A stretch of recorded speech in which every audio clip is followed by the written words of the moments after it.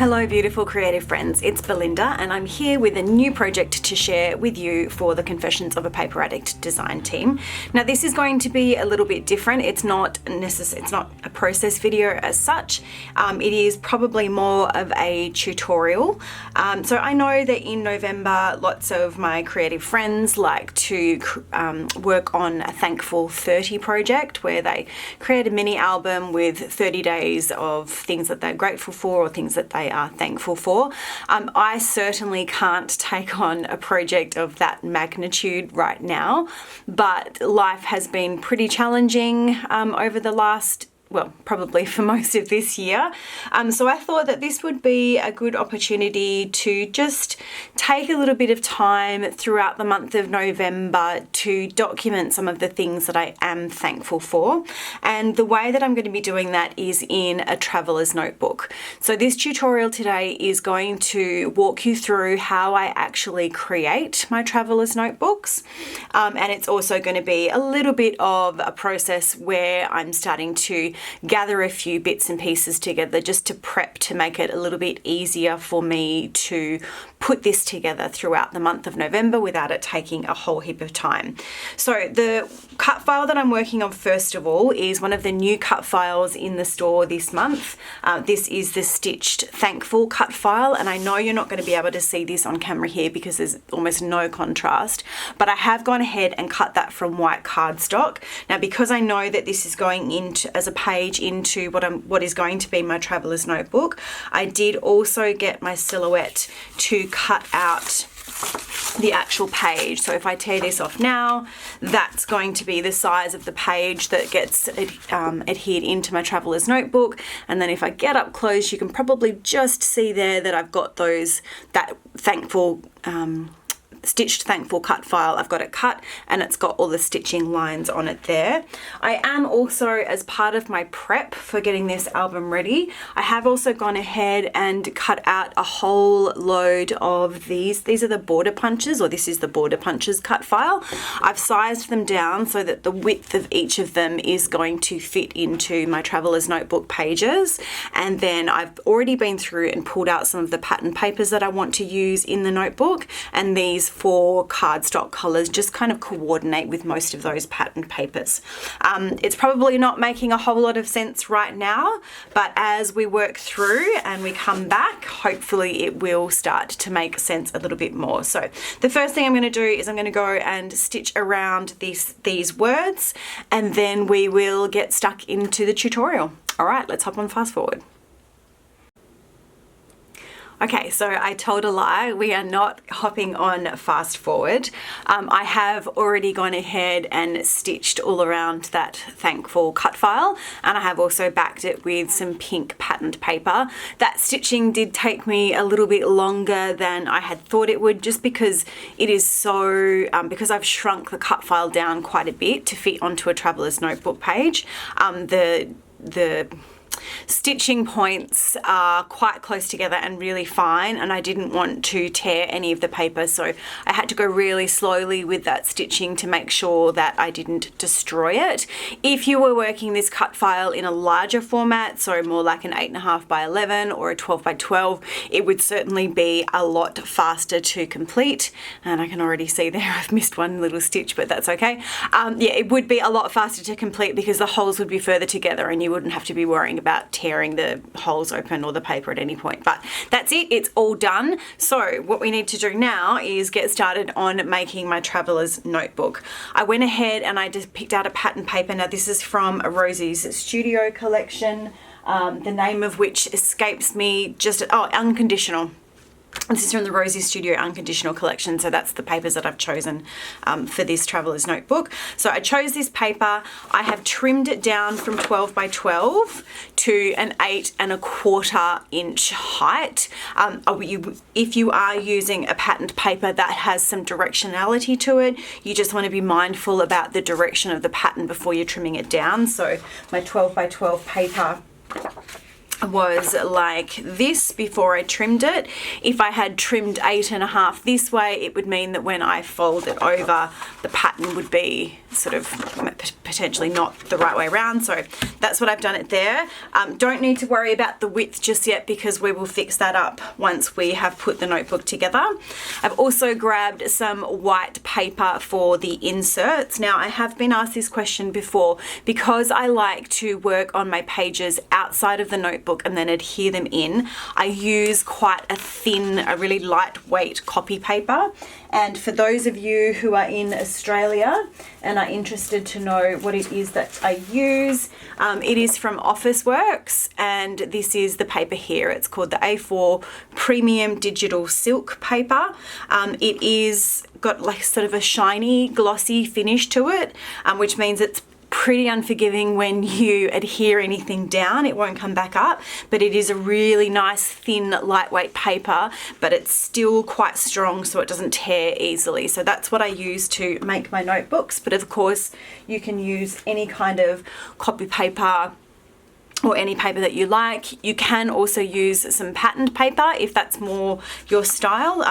What I love about making these travelers notebooks is that it is incredibly flexible. You can make them with whatever paper, whatever products, whatever supplies suit you. So to make this notebook, I have pulled out 10, these are A4 sheets of paper, and A4 just happens to be 8¼ inches wide. So I've pulled out 10 A4 pieces of paper. I've folded each of them in half and then nested them inside each other.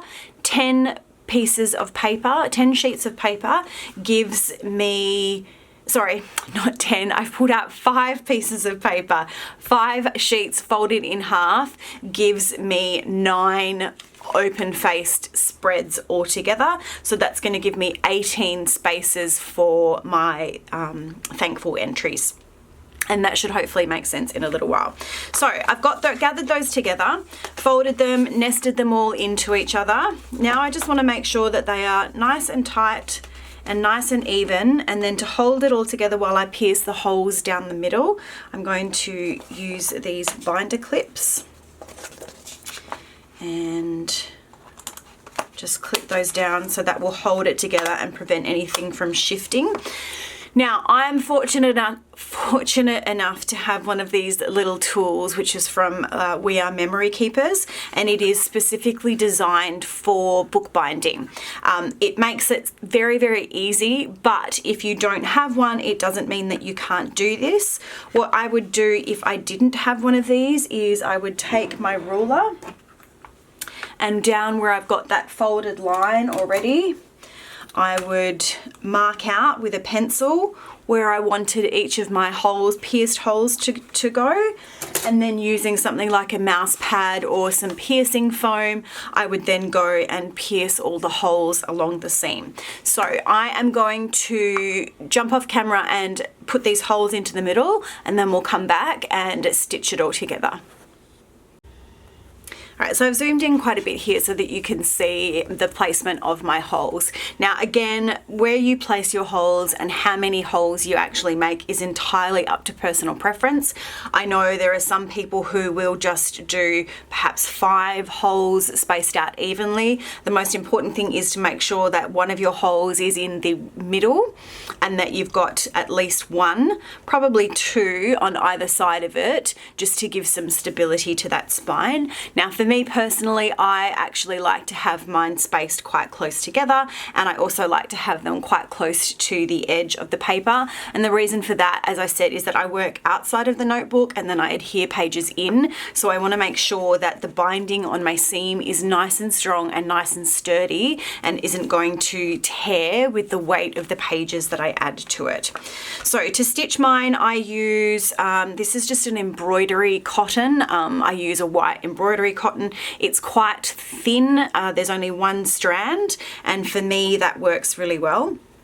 Now you want to make sure that you have at least double the length of your notebook, and probably a little bit more. I always like to err on the side of caution here, and so I will measure out a double length, if I can get that working again now.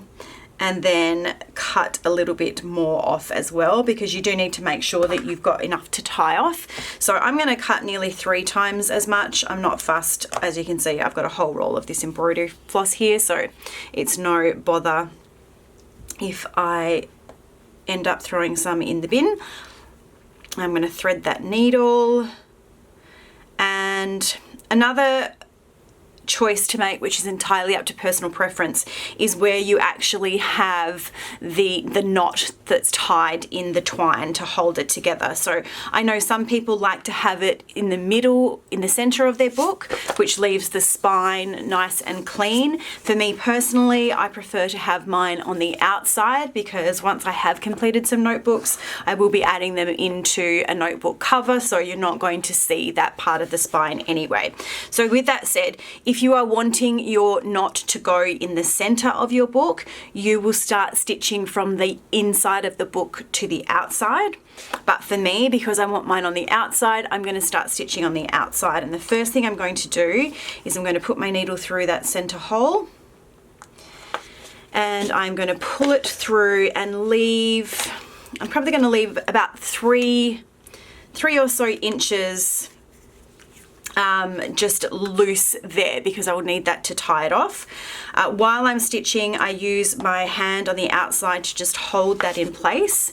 And now the stitch that we're going to do, it's going to look like a back stitch, but in actual fact, we're going to do a running stitch in one direction, and then come and backfill back to the center again, then a running stitch up to the other end, and then come and backfill back to the middle again. So I'm going to stitch away. I will speed this up a little bit just so that you can see the process, and hopefully it doesn't go out of focus too often while I am stitching here.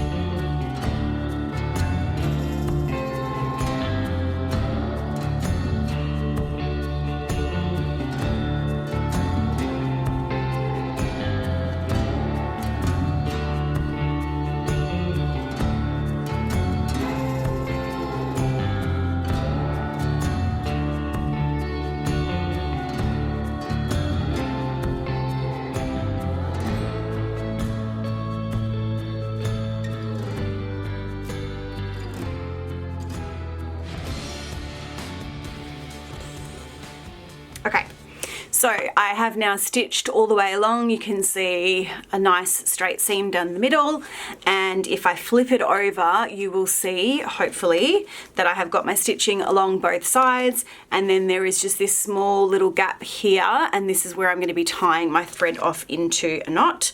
So I'm going to remove that needle. Now when I'm tying it, because this is my center point right here, I'm going to try and tie the knot so it sort of falls into close to this little pierced hole here.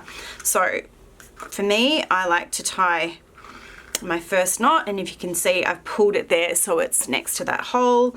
And I'll put my thumb down to hold it in place, tie it off again, and then just for good measure, I'm going to add one more little knot here, and that should definitely be enough to secure that knot in place. I want to pull it nice and tight, so it is a tight knot, but not so tight that the twine snaps, which has happened to me before when I've been a little bit too heavy-handed. And then again, personal preference as to how much of a tail you like to leave. If you're concerned about the knots coming undone, you could leave a slightly longer tail, which will give you some wiggle room to be able to tie those back up again. I'm pretty confident that with the twine that I've used and the knots that I've tied, that's going to stay there. So I'm going to trim that off pretty close. Now I can take my clips off because my notepad is all put together and it's not going anywhere. and there. So this is the outside of the book. So you can see we've just got that little knot there, and then there is the inside of the book. All right. So the only thing that we've got left to do is to trim this down. I'm just going to zoom out a little bit here. Okay, so this is 8¼ inches tall, and that is the height that I want it to be. So I'm going to leave it there. Now, again, entirely personal preference as to how wide you leave this. I think a standard traveler's notebook is about 4¼ inches wide. I like mine to be just a little bit wider, so I actually make mine 4½ inches wide, and that means that my internal pages end up being 4¼ inches. So I'm going to line that notebook up on my mat. I want to make sure it's nice and straight across the bottom, and also nice and straight across the side. Then you're going to need a good sturdy blade. So this is a blade that I've purchased. It's a pretty heavy duty one from Bunnings, which is a hardware store here in Australia. You're also going to need a ruler with a metal edge. So these kind of rulers will work, but you'll probably just need to be a little bit careful about placing your fingers as you're dragging the blade down. I actually have this gigantic beast of a ruler, which is from We Are Memory Keepers. It's got a nice metal edge on the side, and I like that it's got this little grippy piece in the middle, so my fingers are completely out of the way while I'm cutting. So I'm going to measure 1, 2, 3, 4, and there's my half point. Going to line up my ruler and grab my blade. Now I don't actually need it to be that deep because it's not a particularly thick notebook. And then I'm just going to run the blade alongside that metal edge and do it a couple of times until I get a nice clean cut. You could run this through a paper trimmer.